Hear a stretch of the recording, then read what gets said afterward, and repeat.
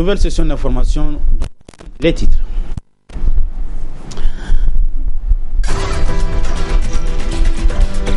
Fin de la réunion des chefs d'État de la CEDEAO, la communauté s'est prononcée sur la situation au Burkina Faso et la lutte contre l'épidémie du virus Ebola.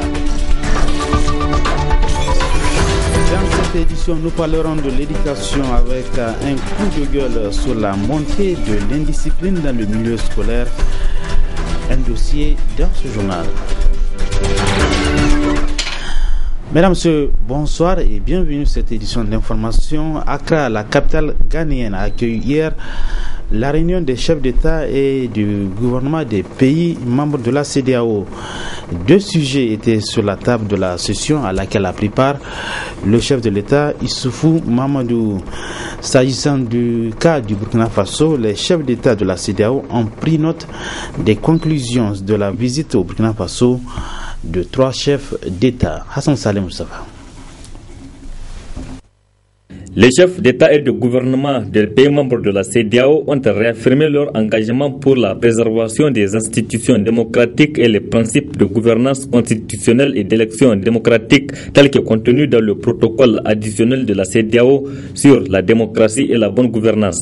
À cet égard, les chefs d'État et de gouvernement ont entériné l'accord atteint par toutes les parties prenantes burkinabées, en particulier au regard de la nécessité de la levée immédiate de la suspension de la Constitution pour permettre au Conseil constitutionnel de déclarer la vacance de pouvoir et faciliter la mise en place d'un gouvernement de transition. La nomination urgente d'une éminente personnalité civile pour présider la transition. La conduite des consultations inclusives entre les leaders des partis politiques, les représentants de la société civile, les leaders religieux et traditionnels, ainsi que les forces armées nationales, afin d'arrêter la composition du gouvernement de transition. La garantie de la sécurité de tous les Burkinabés, y compris les leaders politiques, les membres du gouvernement et de l'Assemblée nationale, ainsi que la protection des droits des personnes et de leurs biens. La conférence des chefs d'État des pays membres de la CEDEAO décide de mettre en place un groupe de contact présidé par Macky Sall, le président de la République du Sénégal, et appuyé par le président en exercice de la conférence, John Dramani Mahama, président du Ghana, à l'effet de faciliter le processus de transition. Par ailleurs, la conférence instruit le président de la commission de nommer un envoyé spécial pour faciliter le processus de dialogue entre les parties prenantes. Le sommet de la CEDEAO d'Accra a exprimé sa profonde gratitude au lieutenant-colonel Yacouba Zida et à l'ensemble des forces armées du Burkina Faso pour leur professionnalisme dans le maintien de la sécurité, de la loi et de l'ordre, ainsi que pour leur rôle positif dans la mise en place d'un processus de transition dirigé par une personnalité civile. La conférence a lancé également un appel à la communauté internationale et aux partenaires afin qu'ils n'imposent pas des sanctions au Burkina Faso compte tenu des efforts en cours au niveau des régions et qu'ils continuent de soutenir ce pays en cette période délicate. En considérant des prochaines élections prévues en 2015, la conférence des chefs d'État des pays membres de la CEDEAO a réitéré son appel à tous les États membres afin qu'ils s'assurent que la préparation et le déroulement de ces élections ait lieu de façon paisible, libre, équitable et crédible. S'agissant de la fièvre à virus Ebola qui a endeuillé plusieurs familles africaines, la conférence a pris note des comptes rendus des représentants des chefs d'État et de gouvernement du Libéria, de la Sierra Leone et de la Guinée sur l'évolution de la situation de la maladie dans leurs pays respectifs. Précision avec Mahmoud Saleh. Le sommet s'est fortement préoccupé de l'impact négatif de la maladie à virus Ebola sur les économies des pays directement affectés, la sécurité humaine et la situation sociale et humanitaire dans la région. Il a également exprimé sa préoccupation face aux menaces que fait peser cette épidémie sur le processus d'intégration et sur la paix et la sécurité régionale. La conférence a exprimé sa vive émotion devant les pertes de milliers de vies humaines enregistrées depuis la survenue de l'épidémie, puis a réitéré sa solidarité et sa compassion au peuple des pays affectés, notamment la Guinée, le Libéria, le Nigeria, la Sierra Leone et le Mali. Les chefs d'État et de gouvernement ont réaffirmé leur ferme détermination à poursuivre dans la solidarité et la coordination leurs efforts dans la lutte résolue contre la maladie à virus Ebola. À cet égard, ils se sont félicités des actions appropriées menées notamment par le Nigeria et le Sénégal et qui ont permis à ces deux États membres de mettre fin à l'épidémie, tout en encourageant également les autres pays affectés dans leurs efforts pour endiguer l'épidémie. Ils ont exprimé leur espoir de les voir obtenir le même succès. Dans le même esprit et pour assurer l'efficacité de tous les efforts déployés, la conférence a désigné son Excellence Faure Essozima Gnassingbé, président de la République togolaise, pour superviser le processus de riposte et d'éradication de la maladie à virus Ebola. Les chefs d'État et de gouvernement invitent tous les États membres à élaborer et à appliquer de toute urgence les lignes directrices sur le traitement et la gestion d'Ebola, conformément aux standards de l'OMS. Le sommet charge la Commission d'appuyer les États membres à mieux coordonner leur action médicale et humanitaire sur le terrain. La conférence instruit la Commission de prendre toutes les mesures idoines à l'effet de créer un centre de prévention et de contrôle des maladies infectieuses et de renforcer la recherche en santé en Afrique de l'Ouest. Elle l'encourage également à s'impliquer dans les initiatives en cours pour le développement de vaccins. En direction de la communauté internationale, les chefs d'État et de gouvernement saluent l'adoption de la résolution 2177 des Nations Unies qui consacre sa volonté unanime de venir à bout de la maladie à virus Ebola. À cet égard, la conférence se félicite de l'élan de solidarité internationale manifesté en soutien aux efforts des pays affectés. Elle se félicite en particulier des appuis techniques et financiers apportés par l'ensemble des partenaires bilatéraux et multilatéraux de la CEDEAO sur le terrain. La conférence invite également tous les partenaires concernés à accélérer les efforts visant à trouver des vaccins et une thérapie adéquate contre le virus et à soutenir la région pour le développement de recherche. Par ailleurs, elle les exhorte à donner la priorité aux pays affectés et à la région dans la mise à disposition des vaccins à prix subventionnés. Les chefs d'État et de gouvernement lancent un appel à toutes les compagnies aériennes et maritimes à continuer à opérer dans les pays affectés ou à y reprendre leur activité relative notamment au transport des biens, des médicaments et des équipements à des fins sanitaires et humanitaires. Voilà pour ce qui est de la réunion de la CEDEAO qui s'est tenue hier à Accra. Retourné à Niamey avec la fin cet après-midi à l'hôtel Niki de l'atelier de formation pour les artistes et les organisations de la société civile sur l'utilisation des médias sociaux organisés par APAC Niger en collaboration avec l'Institut Panos Afrique de l'Ouest avec l'appui de l'Union européenne. Cette activité rentre dans le cadre d'un projet de coopération d'échanges citoyens en faveur de la démocratie et des droits de l'homme en Afrique. Le compte rendu avec Adam Soumana.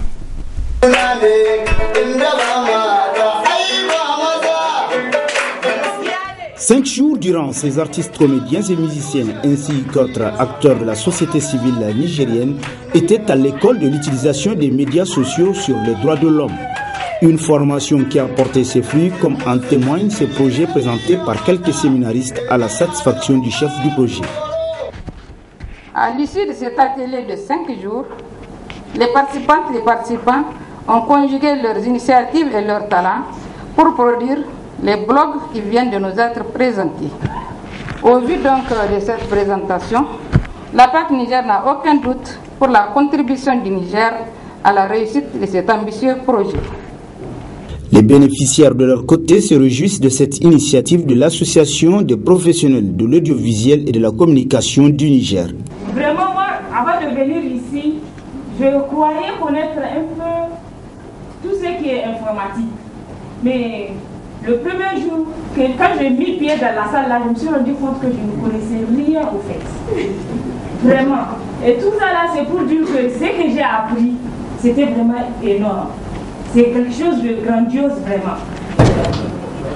Toutes nos félicitations à ces initiateurs le sujet de la civile. Notons que pour joindre l'utile à l'agréable, l'ensemble des participants à cet atelier ont reçu des tablettes pour perpétuer ces nouvelles connaissances. Une formation riche en couleurs avec des prestations de plusieurs artistes.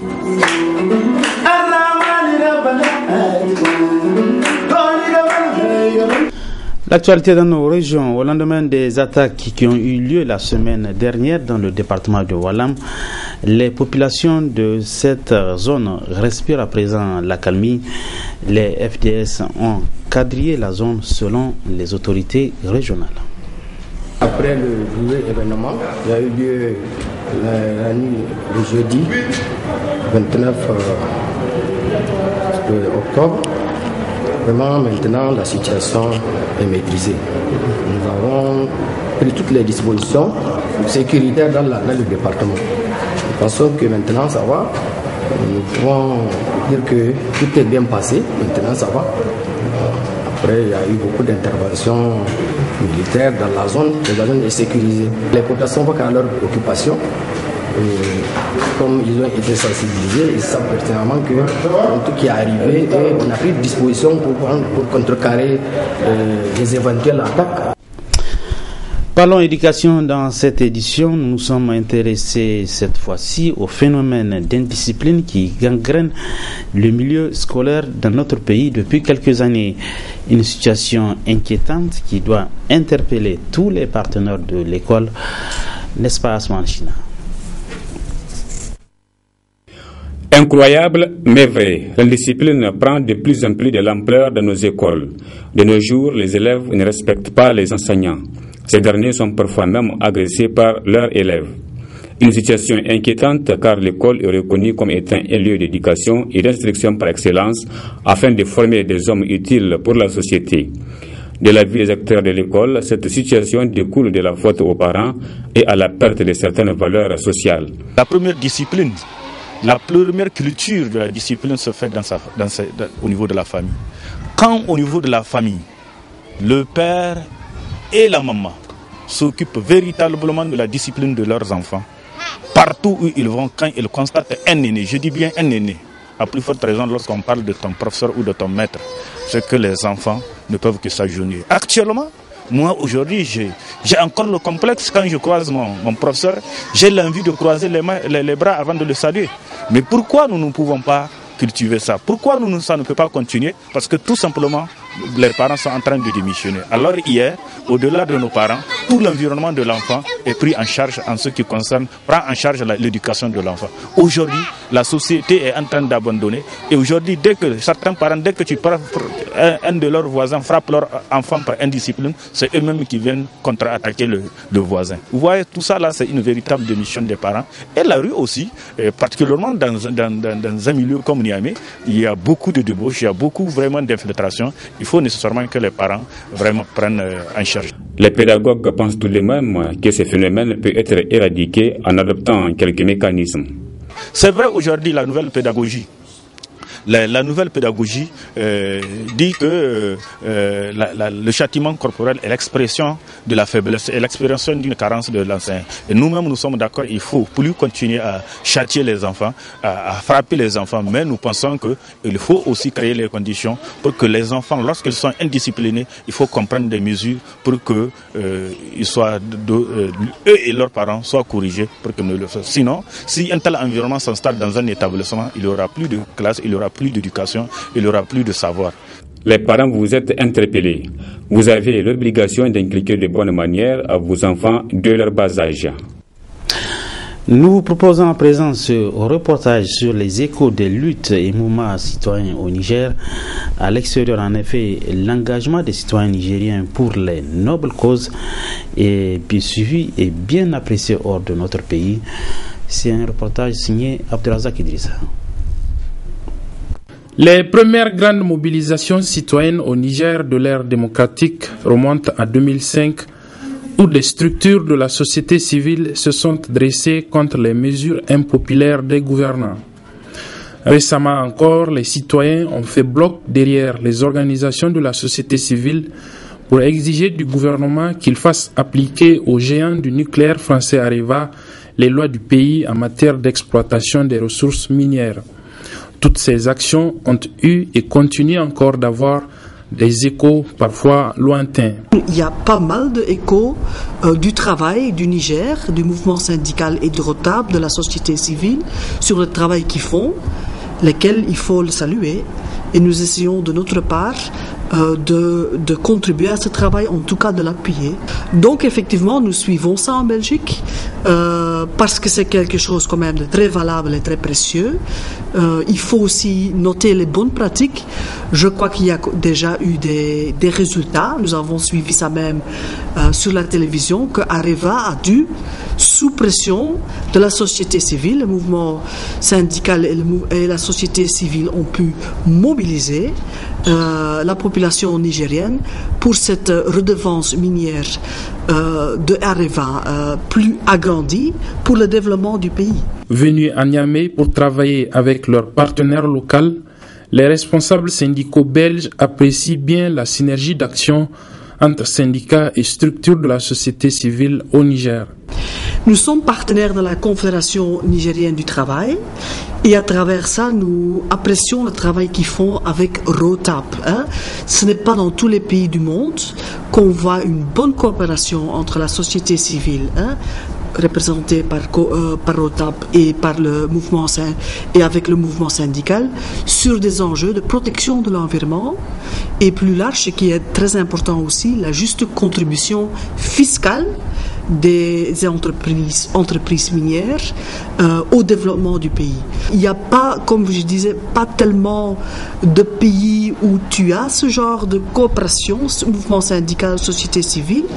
Il n'y a pas non plus partout où il y a eu des résultats. Ici, il y a vraiment eu des résultats. Faire pression sur une grande multinationale telle qu'Areva, avoir des résultats déjà dans une révision du contrat, ce n'est pas partout que ça a été abouti. Le Niger fait donc figure des pays où les consciences citoyennes s'éveillent de jour en jour avec l'engagement parfois volontariste des organisations de la société civile. Fin de cette édition d'information. Merci à vous de l'avoir suivi. Bon début de week-end à tous. Bonsoir.